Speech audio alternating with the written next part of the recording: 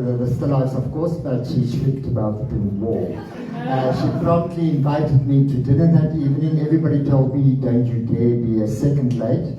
I arrived and she looked me up and down and said, you're 5 minutes early. Then the last time she was here by Strauss&Co was in May, and she viewed the legacy exhibition I mounted of Strauss&Co and Leonardo. And again, she was captivated by the art and the juxtaposition of those two artists, and lo and behold, the walls were also painted pink. I knew her for a good couple of years, but tonight I want to hand over to two people who've known her for decades. Kathy Berman from the 1990s and Karel from the 1970s. Kathy will take us through Anna's life, what a wonderful, illustrious life she had, and Karel will talk about the African art collection. Kathy? Thank you, Wilhelm. Can you all hear me? Yes, okay. Thank you, Wilhelm. I have to say that extraordinary exhibition next door, you have curated with love, with passion. I think all of us, is that me being? I think those of us who have known Anna, and there are many of you in the room, would think that Anna's here, and she's here, but I wish she was here. But she's very here. Working on pulling, let me go back a bit. Anna died on the 12th of August this year. She was 89 years old. I think many of you will remember Anna. You would have seen her at some point. If you were at the Strauss preview, you would have seen her. She was diminutive, but as small as she was, her shrieks were loud. And she would shriek with delight at whatever she saw that really tickled her fancy. But she had no inhibitions about shrieking equally loudly at anybody who offended her and making them know that. So that is just two facets of a woman about whom I'd like to share many, many, many facets. But I was thinking about those shrieks today and thinking how one day I was talking to her about anger management, because she was quite clear that if she didn't like something, she was clear about it. But when she loved fiercely, and those of us in the room who knew her, it was such beautiful, beautiful love and so generous. But I remember talking to her about anger management, and she looked at me and said, but Kathy, why wouldn't anybody lose their temper if they're angry? Why do they need to manage it? And for me, that's Anna. There was no holding back. There were no words like boundaries weren't relevant for her. That's psychobabble for Anna. So I also need to give tribute to Anna before I start by saying that I am wearing Anna. You'll see the skirt in the presentation, but I've embellished it with some of my deep rural Chinese and Thai items that I've picked up over the years. But being a girl, I have to say that I made sure that I matched the walls. Okay, but her walls at home were always yellow. But so I've kept yellow dominant. Sorry about that. Okay, so Anna was born in 1936 in Germany, in pre-war Nazi Germany. I called this my talk Anna Vivacity. We have a WhatsApp group called Anna Vivacity, called Vivacity actually, which we started during COVID, because she was terrified that she would be alone. And actually, when I look back at my photographs, we were together a lot. We obviously disobeyed the rules. We wore masks, and we had birthday parties on the sidewalk in Killarney. But we saw a lot of each other. And a cornucopia doesn't quite cover what Anna was. It was more than a cornucopia. I'm starting with a few beautiful images of this extraordinary woman, vivacity and life. And everywhere she went, she delighted in what she did. She's standing there on the left in front of Karel's work, which was the center of her collection. It's not here, it has been sold. And the other one was one night when she was out with us. And I was thinking about, how do you encapsulate a woman like Anna? There's so many reflections, there's so many facets. Her home in Killarney was wall-to-ceiling mirrors where there wasn't wall space and where there weren't those incredible shelves. So it's reflections and facets, and ChatGPT and I had a great discussion about how best to encapsulate her. Now some of those will come up. But I think most importantly, Anna just celebrated life, often and loudly. This is one of the shots I took of her apartment once, okay? It changed, it shifted. There was always a new work somewhere, you had to notice it. She was quite disturbed if you didn't notice any work. But it was difficult to really pick any particular work. And just to give you a sense of the enormity of that endeavour, when Anna finally, she would never say passed away, when she finally died, those of us who were close to her rushed in and started clearing out her apartment. Her apartment was a duplex in Killarney, and it was filled to the brim with everything that her life had been dedicated to, which you will see. So it was magazines, it was books, it was cookery books, it was art, but everything was brilliantly curated. The magazines were all on the floor, but they were dated back to the 1980s. So the first thing we did when we started just trying to get through things was throw out the magazines, okay, which I'm probably sad about, but the newspapers. 12 full skips in the first week. And they were hidden, they were there, but they were beautiful, so you can notice how extensive it was. And I've spent 4 weeks now doing what I've called the archaeology of Anna, because I've dug through the dust. But what I've found is just, it's unequal. I knew a lot of her story. I was going to do a documentary on her. I started it, and in her way, she said, Kathy Berman never gets anything done. And I'm trying. But I don't think I could have done the documentary because she would have been on my shoulders. I wouldn't have been able to see what I've been privileged to see.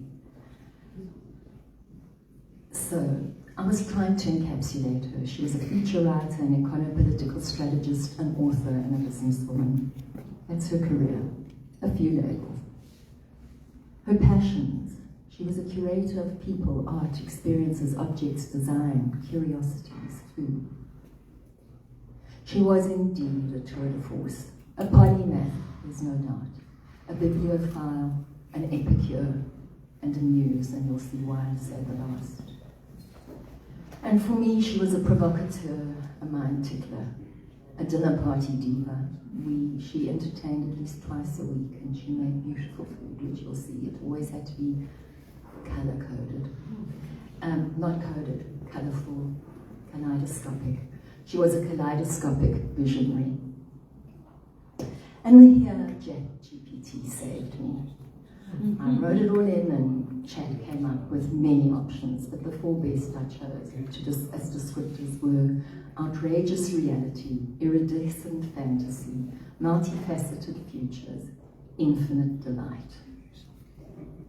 And here she is, where we always see her over the food table. Let me take you back. She was born, as I said, in 1936 in Germany, where she stayed on until 1955. And then she traveled through Europe, but this wasn't a backpacking tour after school. This is the only record I could find of her time over that period.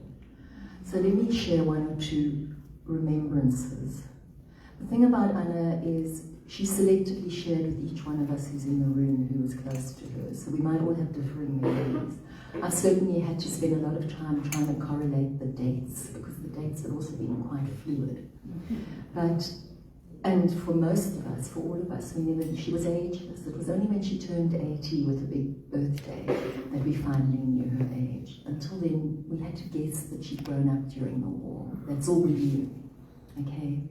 So she was born in a small town next to Frankfurt, Offenbach am Main, and the war broke out. And one of these memories that are enduring for me is that she spoke about how the war broke out, the bombings happened, And she had two elder sisters, but her mother took her to the border of France, where they slept in a barn, in a farm. And she said she remembered vividly was the word I was trying to say. She remembered vividly how the sounds of the aeroplanes disturbed her so, and she was a little thing, and she would sleep on her mother's stomach, on her mother's tummy, and she said her mother was an amply sized woman. And as the planes came by and Anna got terrified, she would bury her head between her mother's breasts and hide her ears with those voluminous breasts. They returned after the war, and she had some bittersweet memories about her. Her father had been a civil servant, so she grew up in a very humble home. Oh, you want me to talk those? Sorry, you should have said so.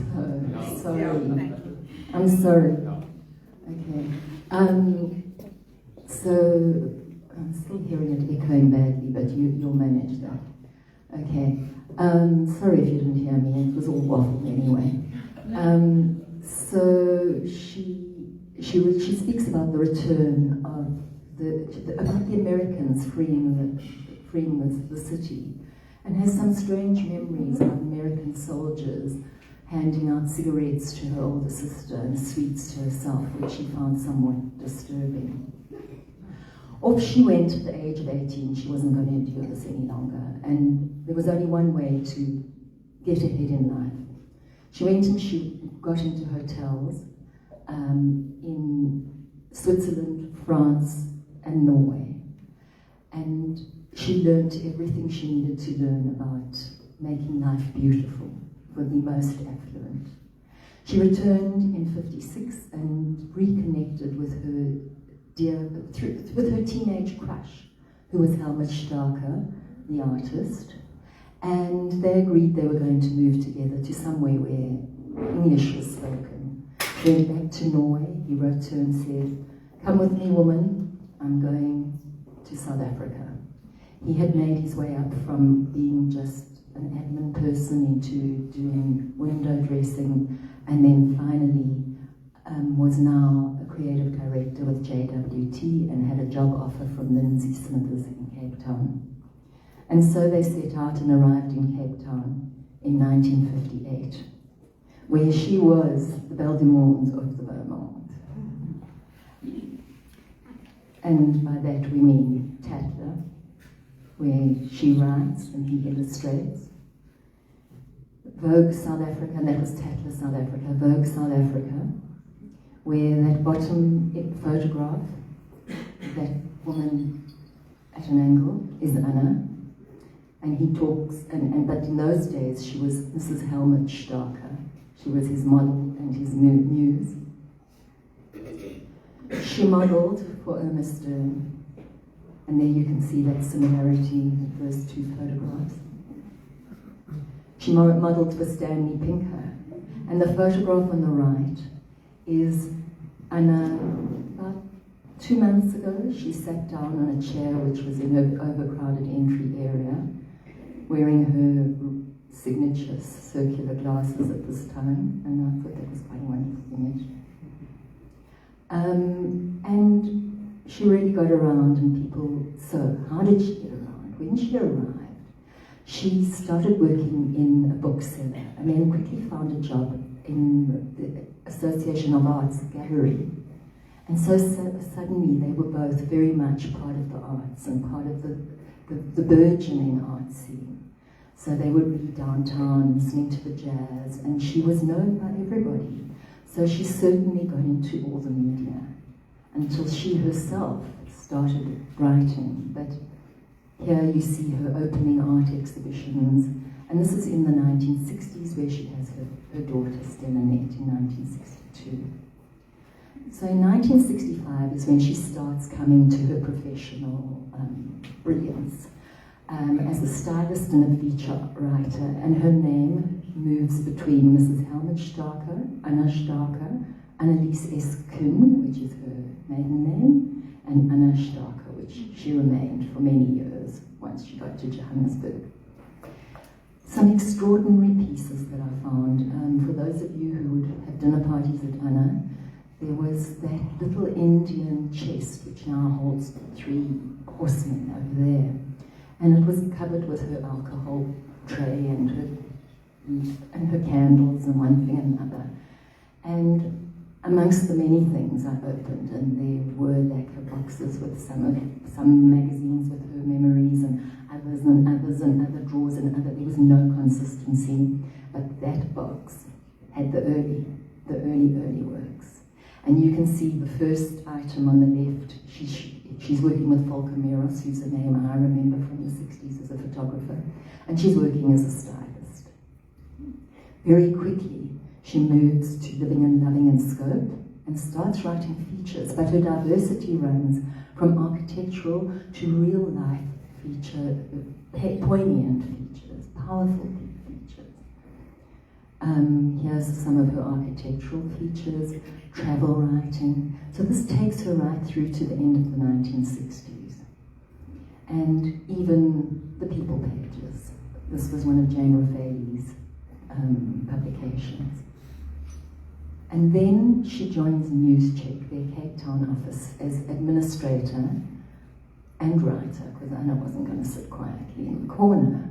And so, in her words, she was the bureau chief in Cape Town. And for those of you who remember Newscheck, and for those of you who don't, I mean, I think these covers are just such an extraordinary example of the 60s. But it was, for those who don't, it was a Time magazine and Newsweek type publication published locally. And I just loved this piece. I opened up all of her magazines, they were all saved, and each article she'd ever written had a bright red tick next to it, but this one I loved particularly because she found a reason to do an art and fashion piece. And I do love how she defined herself. Mini-skirted Anna Starcke, fashion checker with a typewriter, this season's most original fashion accessory. And as you would have seen, the typewriter was a big feature in her life, and the one that we have here is her red Olivetti. She moved in the 1970s to take up a position in Johannesburg in Financial Mail. The dates vary. From her book that she wrote with the flyleaf, she said 1968. But she started a survey in 68, but only moved in about 1972. From design and people pages, news and lifestyle, she now moved to a series. This is a woman with no tertiary education, first language German. She moves to becoming an econo and political feature survey writer and an award winner. This was the moment she moved to Financial Mail. She did a special survey. She was a Cape Town contributor of The Rich at Play. She was very well positioned after all the people pages to go and meet up with the people she needed to meet up with and to do the feature. The piece next to it, which calls her Anne, but that must have been the copy editor because she never was Anne, and the copy reads Anne, talks about what a big thing it was to write about these big egos who got very cross with her descriptors. She then was editor of Management magazine when she joined Financial Mail until it was sold under her, which irritated her immensely, if not made her very angry. Her biggest achievement was this Financial Mail survey in 1977, for which she got that award, which is on her desk next door. And it was not just econo-political analysis, it was a forecaster. And for many, it really, really was very prescient. And that's what established her reputation. So from the 1980s onwards, she decided to leave Financial Mail and become an econo-political analyst, writing Starcke Report and Starcke Realities, forecaster, futurist, author, and advisor. And by that we mean advisor to the captains of industry and interviewer and advisor to the political elite, which admittedly is the 1980s, so it's a very white environment with a few black faces, but in the main we're talking National Party and Bantustan politics and forecasts of that era. But interestingly, her Starcke report went on to the 2000s, and when I started reading deeply, I mean, her insights, she was an extraordinary researcher. There were files and files and files, each labelled, and most of her original archives Fitz had agreed to take, so one would be able to see them eventually. But those files had to go because it would be the Labour Institute of Race Relations, files and files and files, or CADESA, etc. And of course I couldn't miss that moment. And these are original manuscripts which I managed to find. And there's a note at the top there which I photoshopped on, but which I'll show you later. This is her book, which she was very proud of. It was interviews with the top, I was going to say opinion ministers, but the leaders of our country. And again, as you see, it's the 80s, so it has a very different demographic from what we're used to today. That is her upstairs study. She had two studies. This one is upstairs. This is after some of the cleanup, but Anna's still very much there. And I just love that. It's the Kalani Gazette, but it encompasses her work of that era. As an independent consultant and business executive in the 80s, we see her getting serious about her image. Lots of photographs, headshots. She was in the Who's Who. She was a runner-up in the Women Executive of the Year. She wrote a lot of advisory pieces, feature pieces on economics and also how to manage one's money. Here we see her with that glorious telephone, which is also next door, advisor. So it's not yet the political advisor. There's this mix between financial and sort of regular people and movers and shaker people.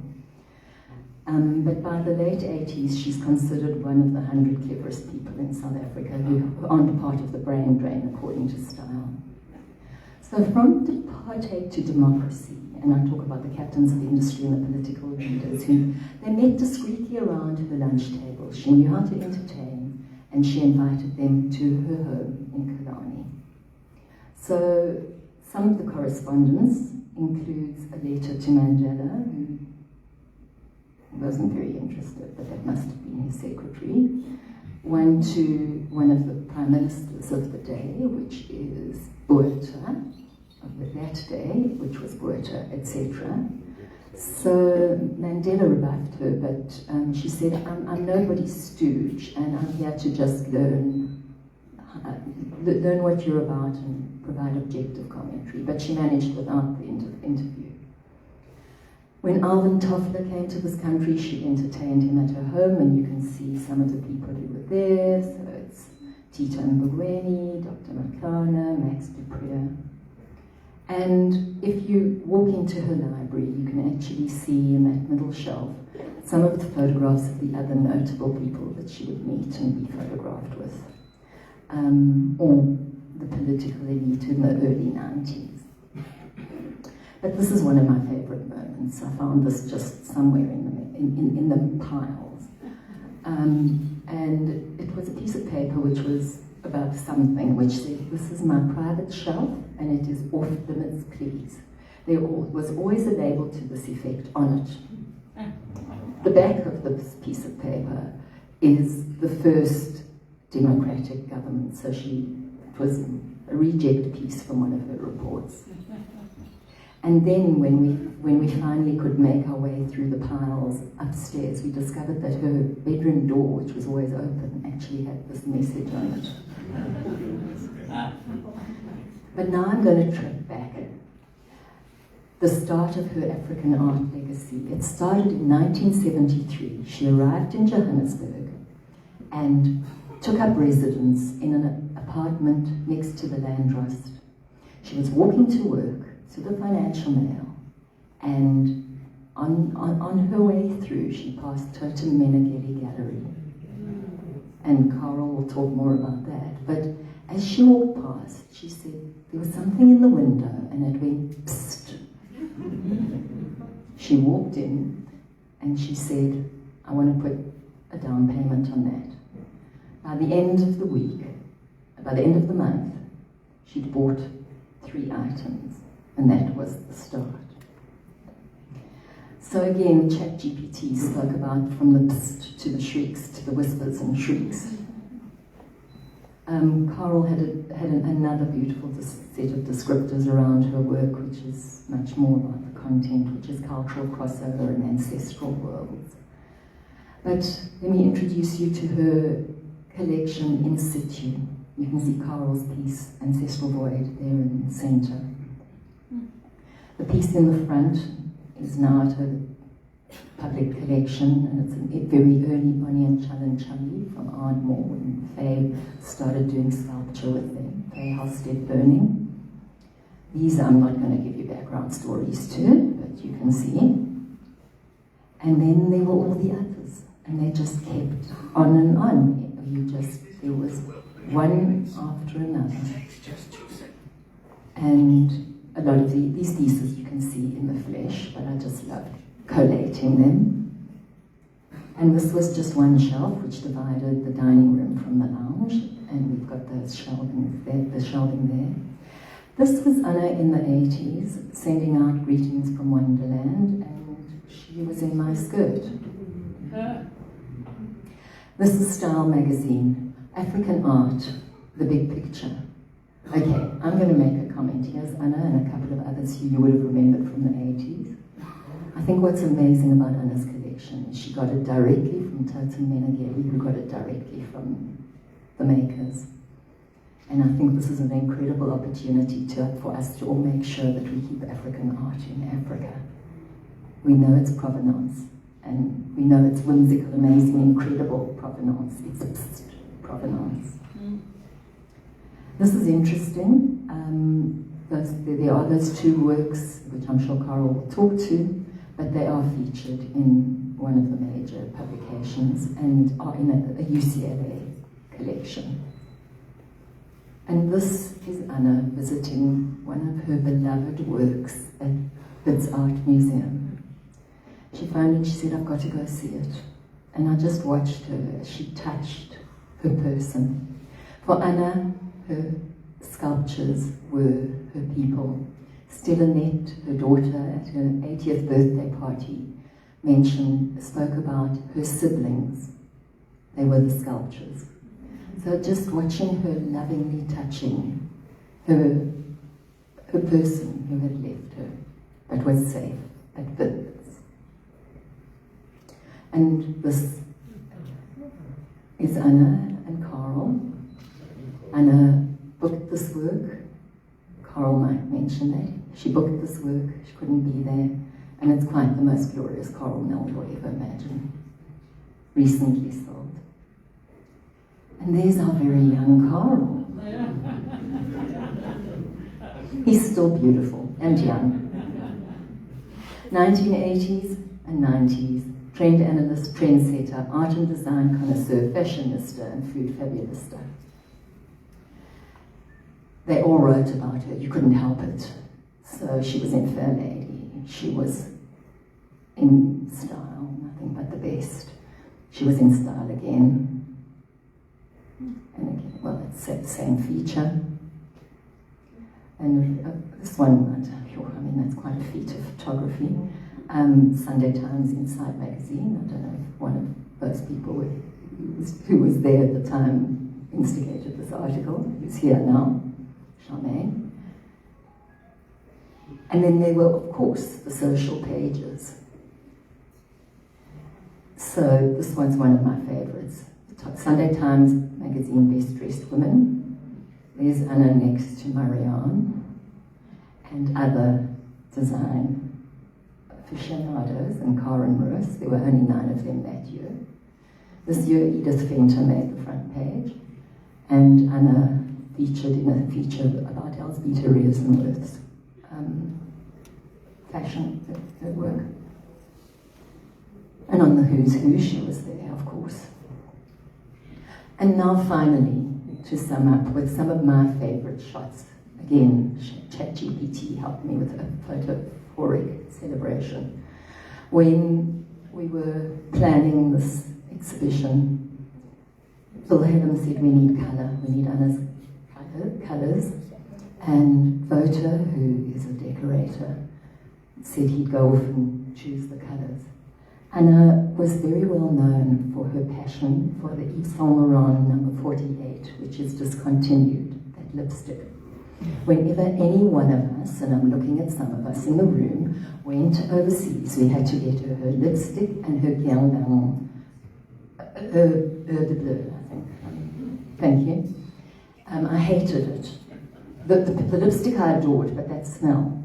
Anyway, I think I'm wearing it. But anyway, Wouter managed to flawlessly match the Yves Saint Laurent. It lives. And they luckily decided to call it Strauss Pink, Starcke Pink. So a couple of photographs just to close, or a pile of them. Anna at her 80th with the Captain of Industry, a very early photograph the photograph I took of her through one of her sculptures in 2013, I'm getting confused. Here she is with a dear friend, Kim, who passed away 2 weeks after she did. I don't know if he's got any friends in the room here. But they remained in touch and sent each other messages. He's much younger than her, but sent each other messages. Right up until they both died. One of my favourites. Anna never smoked. Okay? She really didn't smoke. She hid her cigarettes. She made people hide her cigarettes in drawers across the apartment. And then when she had a hankering, we had to all go find the cigarettes. But she didn't smoke. Here she is with, I'm not sure that he's here, but here she is at her celebration at Graham's Gallery. There she is, just being flamboyant at 33 Melville. And she bought a work that I wanted on the left, and that's at the entrance there with Colin Maswangani, which Karel curated actually. But this was Anna. It was the fun, it was the life, it was the whimsy, it was taking nothing seriously, shrieking with delight and screaming when somebody walked past her and she didn't like them and she just said something nasty to them, and that was it.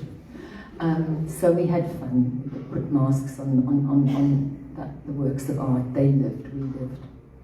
And most importantly, some of you have spent Nicholas every December we celebrated.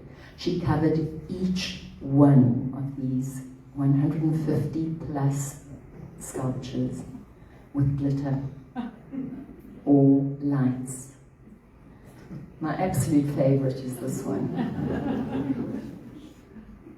And then we'd eat. And on our last one, there were a few people in the room here. You work out which one is Wilhelm and which one is Karel and which one is me and which one is Kevin. But we all held up a plate in front of us and took our portraits. And then Anna and her cats. She called them her catses. She had a number and then they gradually died off. And poor Mangaliso died body at the beginning of this year. And for Anna that meant the end of her life. And I just felt very strongly it couldn't be. But what will I do if I get a new cat? Fortunately, a dear friend stepped in and gave her his cat, who was called Ruby, but we weren't allowed to know that. Ruby was renamed Habibi after a very dear friend of hers and ours who was very young and died and was from Lebanon, and everybody called each other Habibi. So Habibi lived with Anna until Anna's last breath and in the apartment for a few days afterwards until she returned home to being Rubibi for some of us, otherwise Ruby. That was Anna. That was just one of the meal, one plate in the evening. Colour, taste, texture, smell. This is Anna enjoying it. And this is Anna with shrieks of delight. You could give her anything, whatever was young and whimsical, and I would normally give to a 10-year-old. There wasn't a 10-year-old, so it got given to Anna. And when we started cleaning out the apartment and it's still full, there was just piles of amazing whimsical gifts from all of us to our beloved Anna. She was and is and will remain forever young and forever delighted. She'll be to those of us, to all of us, forever utterly Anna. The two pictures on the side were at Kevin, where she dressed up for the evening and then proceeded to really flourish and show us her magnificent legs. So finally, some personal shots. And just to say, when I got to this moment last night, I've been holding it together for 4 weeks. I was sitting alone in her apartment, having taken a few more photographs, and I got to this, and the gates were opened up. But I have to say, we've always loved Anna, we always will love Anna. She's in our lives, she will always be in our lives. And she must, she finished all of her Starcke realities with Korzo. She even had a section where she said an imperfect vocabulary, and she translated from various local languages into English, but she always ended with Korzo. So, Hambagashle Korzo, amazing Anna.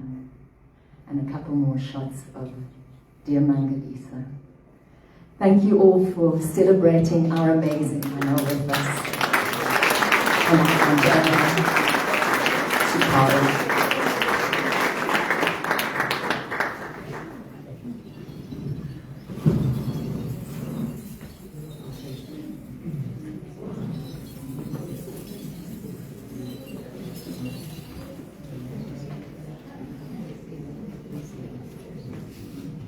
Thanks, Kathy.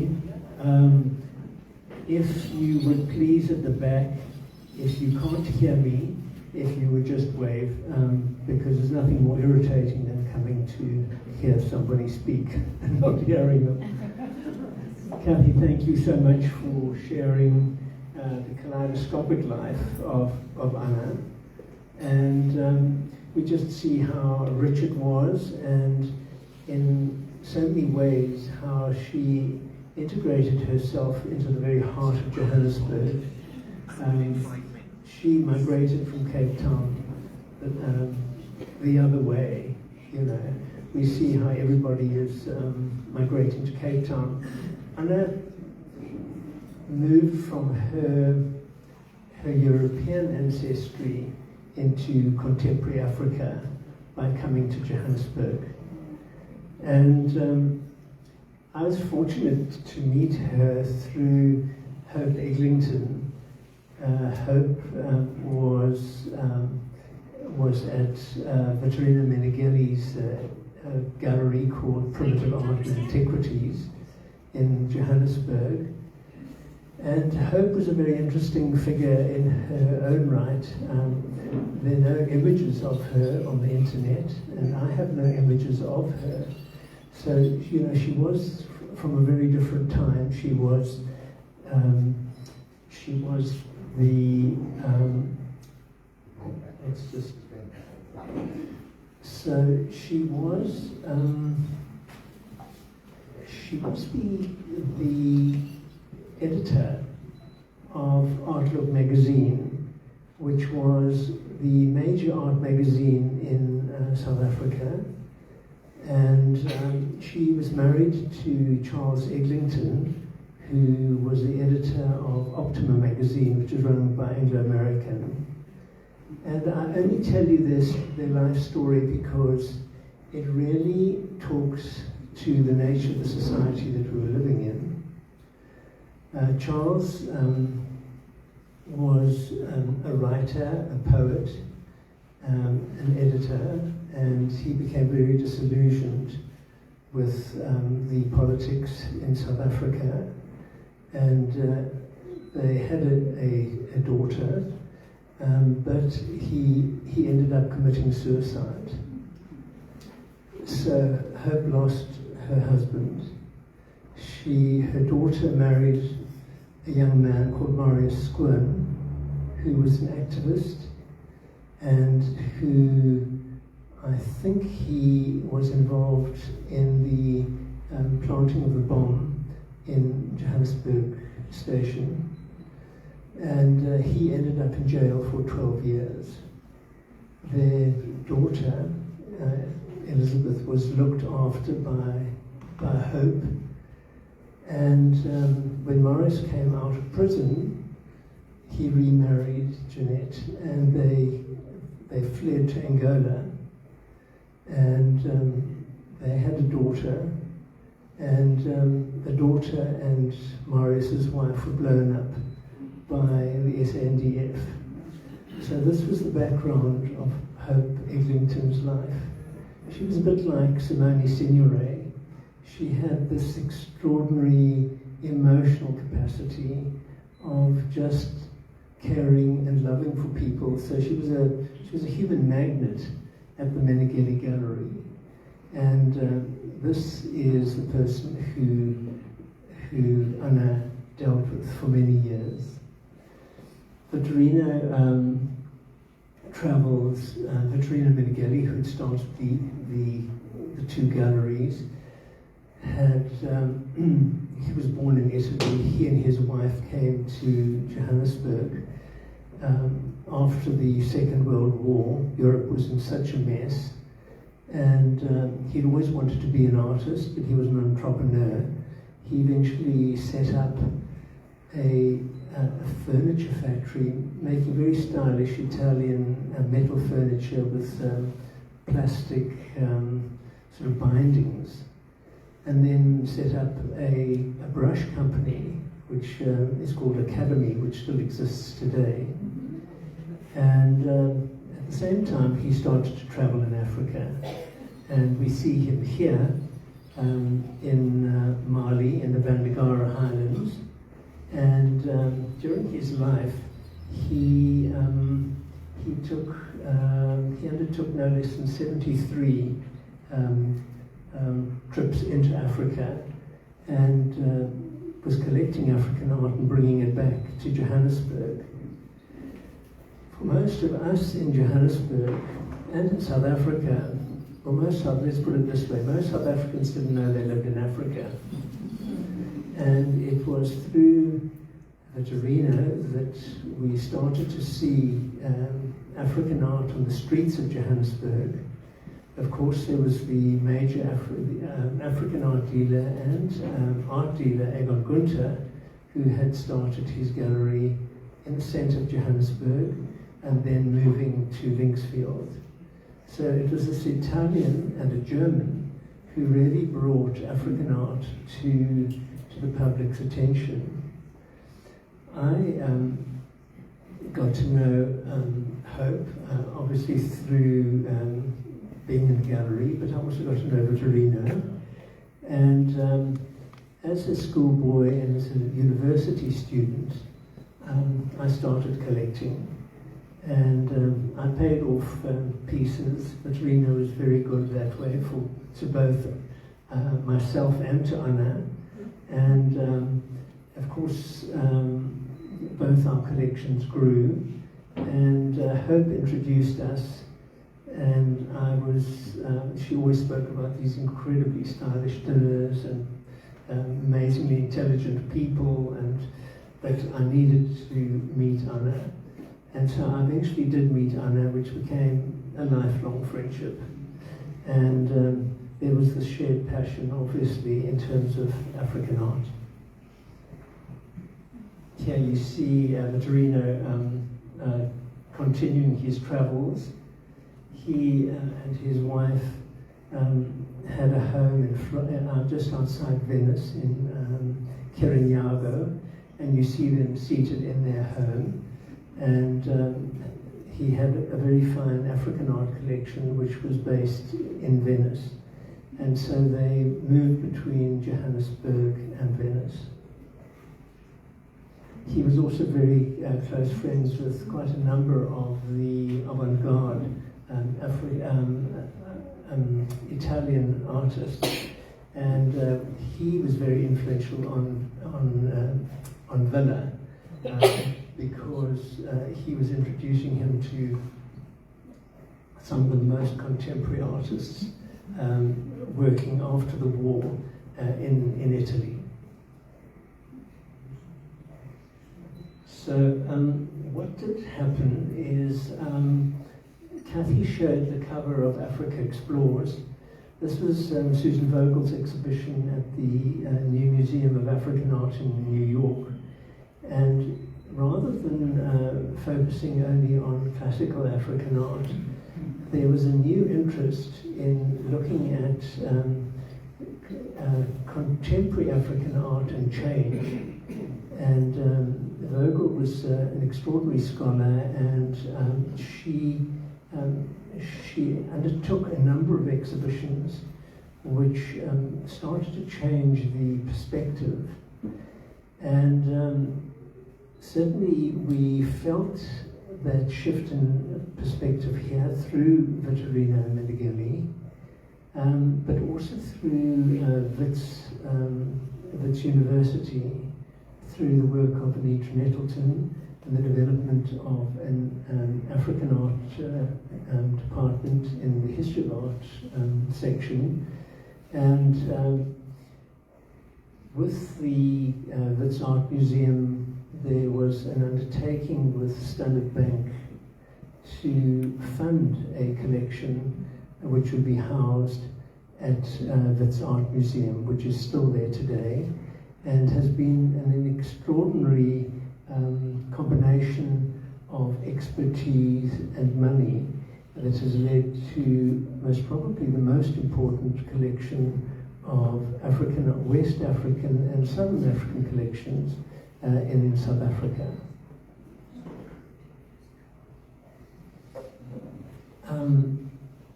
I wanted to just, Kathy's dealt with Anna as a person with this incredibly vibrant life, and I thought I would just like to look at some of the pieces which she chose to collect, because they do reflect on her sensibility and her particular engagement with the South African context that she subsumed herself in. I mean, to enter Anna's apartment was to enter contemporary Africa. It was the most extraordinary apartment in the city. When you stepped in there, you were in Africa now, and Africa's future. And as an economist and as a futures analyst, one felt that total commitment in her life, in the people that she chose to pull together, and in her absolute focus on reading newspapers, watching the news, literally, I mean, every waking hour. And as Kathy mentioned, these piles of newspapers that arrived constantly and were read and internalized and spoken about, and of course ended up in her reports. So we see here a linguist staff. It's Ashanti from Nigeria, and these staffs are associated with the Ashanti royal chieftainships. They were carried by the linguists, and they stood there as a symbol of the office, both of the linguist and of the chief. The staffs were normally surmounted by small carved figures, and in this case, a very beautiful crow. And they often illustrate traditional proverbs, which are significant in terms of the values and the mores of the chief to who the linguist was linked to. So the linguist really was both the spokesman and the representative of the chief. So it's a beautiful object that would be carried with him and would be be held in front of the chief when he spoke to her. We have here one of many Berman marionettes, which Anna collected. They're puppets or marionettes. They were produced in Mali, in the Ivory Coast, or sometimes in Burkina Faso. And the puppets or marionettes were used in a traditional form of theatre known as sogo. And these carved heads or figures were placed or subsumed in huge swathes of cloth to hide the puppeteers below them. And the performances that were undertaken represented the social attitudes of the society in which they were performing. They were socio-political, and they very often dealt with traditional narratives. So there was very often a sense of drama, or they made fun of particular figures within the society. So they also dealt with some of the sort of mythological stories, and this is an old example where you can see it's like a red ochre on it. You'll see others like this who's so strident. I mean, I always think those are kind of pneumatic breasts, you know. I mean, she's kind of very, she's very forward, and you know, painted with these bright yellow enamels. And of course, Egon Gunther would have turned in his grave rather than buy a piece like this. But these really spoke to the kind of sassiness of contemporary Africa that particularly interested Anna. Here you have a figure which would have been used as one of the puppets. Very strong geometric forms, wonderful use of color again. And we see that same use of color moving into the Yoruba Gallery masks. Anna had a particular penchant for collecting Yoruba pieces. They were very popular in the 1960s, particularly in America. Their market was very high. One paid extremely high prices for Yoruba pieces. And these Gallery masks were danced by men, and they were day-long performances, and the dancers were there to honor the matriarchs, the female power within the society, which is so interesting. And but as you can see, they're very complexly carved. So there's a narrative which seems to enfold in on itself, and there are snake-like forms. There are animals. There's a fantastic little animal with his front sort of hooves over each other in the middle.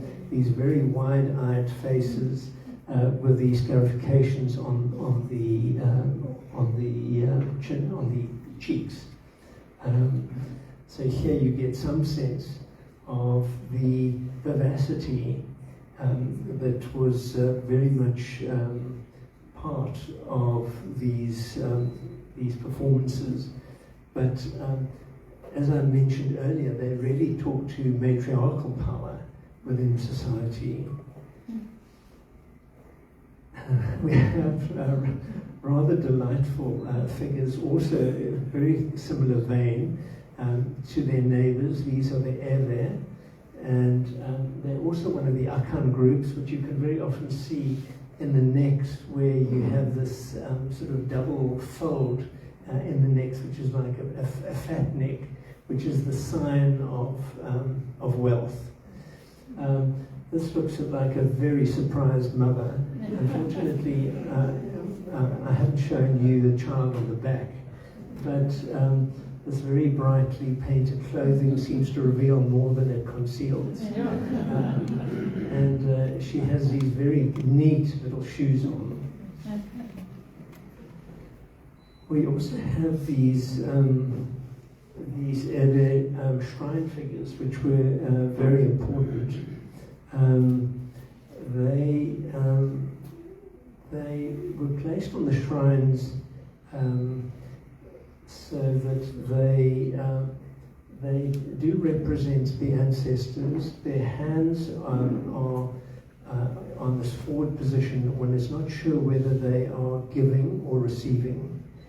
And they're very often painted in their white ochre, which is associated with the ancestral realm, as is the blue colouring which we see on the Yoruba pieces as well, which came from the rickets blue, which was used to give this very vivid quality to many of the sculptures before enamel paint was around. Close-ups of them, and you can see these kind of huge surfaces and the sort of chalky whiteness, which is very different to the enamel paints.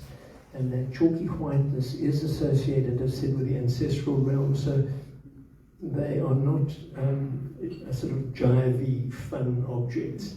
They are much more recessive in their way and the way they sit on the altars. Beautiful figures who sit on horses, also ancestors. Here we have a young female woman. She's in the nude. She sits on this little donkey, charmingly carved, both of them. They both have a kind of innocence to them. And she has that same neck which we've seen previously in the Akan pieces. And there's a companion piece in the collection of a man on a horse. And of course he is clothed in colonial dress and has a pith helmet. And so that really does talk to this kind of shift in clothing and value. So very often in traditional African art, the women are shown traditionally dressed, the men are shown dressed in Western clothing. So one starts to see those differences very clearly. The beautiful head of this horse. Also a young woman who sits on a typical Ashanti chair, uncollected, very beautiful Ashanti chairs, which I'm not showing here, but do go and have a look at them. They are really some of the finest ones I've seen. They have lions and leopards and elephants and people underneath them, so they're very figurative. And it's the same kind of stool that she is sitting on here. She has this kind of questioning air to her, those hands which open out in front of her, the kind of wide-eyedness. A delightful pair of Ewe twin figures. So amongst the Ewe and the Yoruba, there is a propensity genetically to have twins, and the twins are highly revered, but they very often die shortly after childbirth. And because of that, these little figures very often are carved to memorialize the twins, and they are cared for and looked after. But what I think really piqued Anna's interest here was these two youngsters are in their costumes, and they have a kind of innocent beauty to them that is really very beguiling. So here we see a typical pair of Yoruba Ibeji figures. And these figures, as I mentioned, had been carved after the death of the child. And it was believed that the spirit of the two children would enter the Ibeji figures. And if you look at the patina of these figures, you will see that they were traditionally normally dressed, and they were bathed, and they were put to bed. So these figures actually house the spirit of the deceased children. And so it's actually an amazing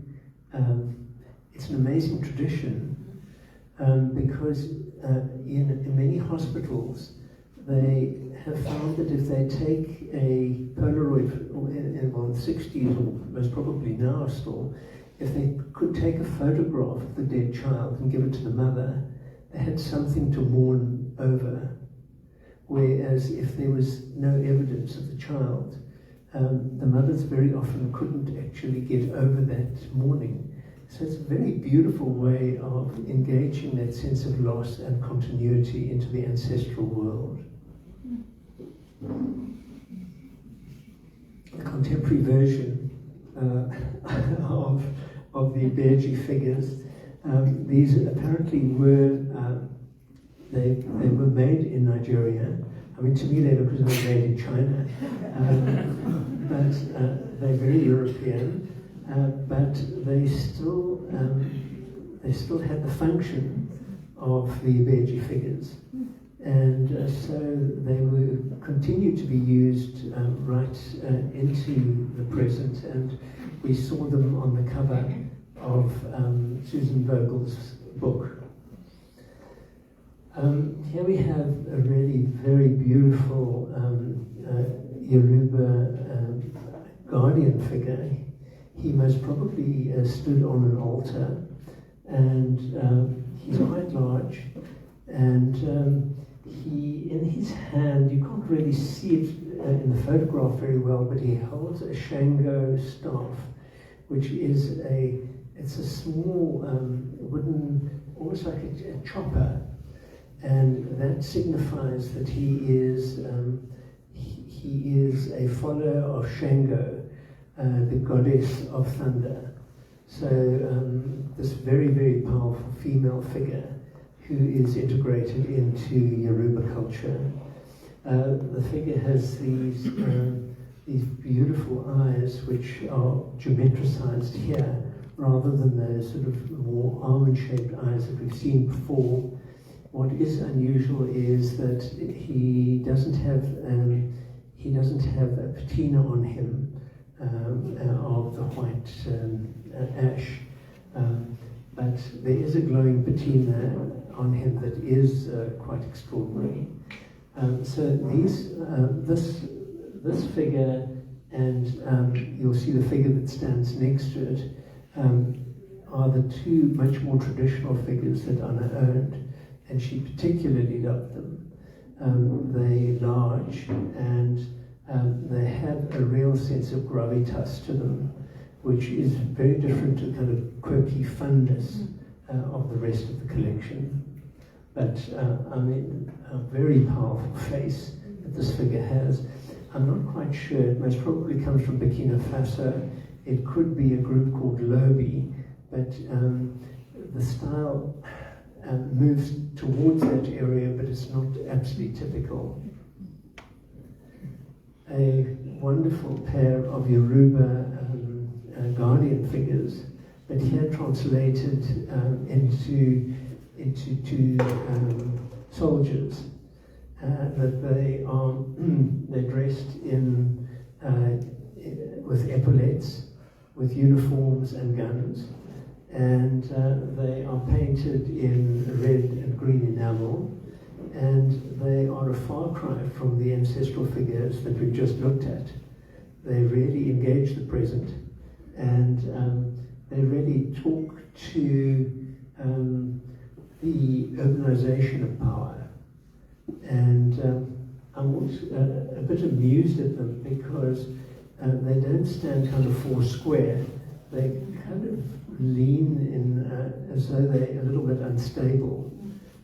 So there's a kind of wittiness in that. Then we have the wonderful mummy water figures. Anna's got 2 mummy water figures, and these figures were made along the West African and Central African coast by many groups. Mummy Wata is a very powerful female deity who's associated with water, and she also very often has she's associated with serpents, but often she looks like a mermaid, or she has a snake-like body. And here we see a rather haughty version of Mummy Wata, a beauty here. She is really quite exquisitely carved. I'm not quite sure, she might well be Baole, exquisitely carved but exquisitely painted. And she has these snakes around her, and she is related to water, she's related to beneficence, she's related to wealth, and she also has the power to heal. So she's had a powerful place in the diasporic African community, particularly in Brazil. And you'll see that Mummy Wata is very well known to coffee drinkers around the world. She is absolutely central to the logo of Starbucks. And so there is this kind of undercurrent of this sense of goodwill, feeling good, being blessed, that is associated with her. Anna also had a few pieces from India. They had been collected by Vitorino and Paolina Meneghelli on trips to India, and you can see they also have this this contemporary quality to them in their use of color. And these 2 young figures stand alert. It feels as though they could actually just strike up into a dance. They have a lively, beautiful graciousness to them, and they form part of the family very easily. And so Anna bought this pair, and eventually on a second exhibition she acquired this 18th century figure from one of the shrines, a very beautifully carved sculpture, painted in sort of ivory white, and with these very elegant gestures. From the moment she arrived, she took up her place in the dining room until Anna's last breath. And so she always had a very special place in the minds and hearts of all of us who came to dinner. You can see the kind of elegance in this face. And Anna's collection was really made largely by her support and of Vitorino Meneghelli's interest in exploring the world. But Anna also was deeply interested in the world around her, and that she chose to live in this apartment filled with sculptures that made one feel as though you had entered a Mardi Gras. You know, the walls were mirrored, as Kathy mentioned, so everything was amplified. And when you walked in there, you were not quite sure what was real and what was a reflection. And at the same time, all these pieces had a history of talking to the socio-political, to the sacred, to the sense of the societal, and to the greatness of carving and of the continuity of art lived in a society, not just decoration. And I think that interested her particularly. I think the directness, the directness of the works and the political, social qualities are related really to what Anna saw her own role to be, that she was a commentator in much the same way as these pieces were. And so they were integral to her own value system. Kathy did show my work, which was part of there were two drawings related to Ancestral Void, and it was a drawing I did shortly after coming back from the Comores, with a very beautiful Comorian East African Arabic cloths in it.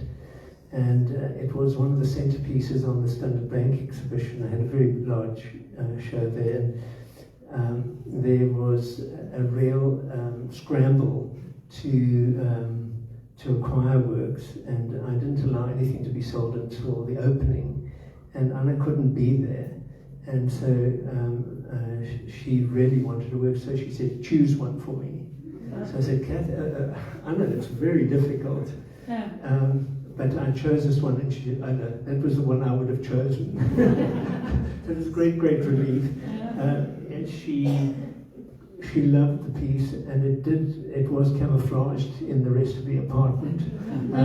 It was as busy as everything else, and it was with her for most of her life, but as she came towards the end of her life and ran out of money, the work was acquired by a dealer at a record price, and so it was so wonderful.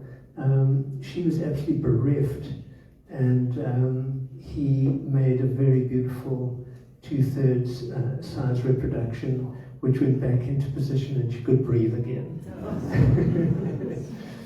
So it's been so special to hear you, Kathy, share her life and this amazing trajectory from the sadness of Germany. I remember her telling me how, as a young girl, she walked up into the hill to see a British plane that had come down, and to see the dead pilot in that plane. That had made such a deep impression on her. Anna hated ugliness. And I said, why, Anna? She said, there was so much ugliness in my youth, I can't bear ugliness. So her quest for beauty and for engaging in the world was very much driven by that early experience. And she loved people, but she loved intelligence above anything else. And so she was a very social person, and I remember her saying, well, you know, one of the things she liked to do when she went to a gathering where she knew nobody, she would see if there was somebody that she thought could be quite interesting, and she would, it was very often a he, of course, she would walk up to him and she'd say to him, so, what is your IQ? That was Anna. The other thing I also so loved, and you know, I learned from it, was I remember one day I was really rather irritated by the disarray of Johannesburg, and talking about how, you know, in the pavements there were all these weeds that were growing, and you know, I really said, well, you know, can they not look after us? And, you know, she said to me, oh, Karel, you know, I so admire those weeds. She said, you know, it takes them huge effort to actually grow out of it. So it was such a beautiful lesson, you know, and I think if we can actually look at our environment, the political context, and understand where we are and how we can engage it in a creative and an intelligent manner. I think that's what Anna has taught me and many of us and the generations that have passed. Thank you.